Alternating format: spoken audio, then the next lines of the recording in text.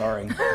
Too late. It's already here. The wind today was the step number one. Clouds moving in from the west are already step number two. And we have an impact day slated for Thursday. We'll have rain and thunderstorms starting as early as 10 o'clock in the morning Thursday, going to as late as 10 p.m. Some of those storms could be severe, and outside of the severe weather threat, you're going to get some locally heavy rainfall as well as wind gusts that are at least 30 miles per hour, if not a little bit higher. Occasionally today on WVTM 13 Live Doppler, we've been watching showers come out of North Mississippi toward Lamar and Marion, Fayette, Winston, Walker counties.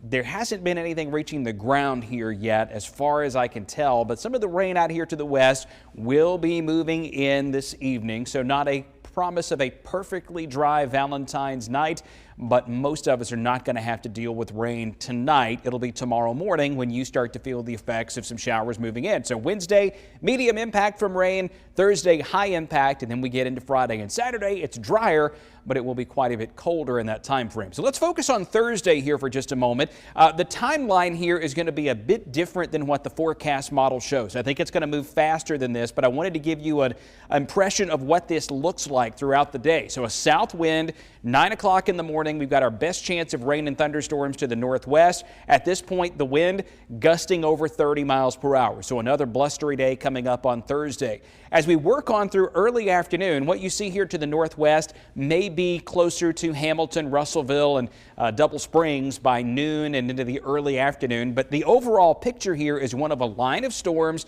coming in from the northwest, increasing in intensity as it moves toward the south. And in the central part of the state, we're going to have plenty of instability, plenty of fuel, and this system has a lot of muscle to it. So we do expect that some storms certainly could be severe. So it's still breezy tonight, more showers in the morning, about 59 when you wake up, 70 degrees tomorrow afternoon with a few scattered thunderstorms, mainly to the north of Birmingham. So here's what Wednesday looks like. Scattered showers in the area early in the morning, but as we get into the afternoon, watch what happens as they lift northward. We get some daytime heating. A few of them could flare up over north and northwest Alabama and briefly become strong with some small hail or some gusty winds. So we'll keep an eye out for that. But Thursday is the day that we think the strongest storms occur.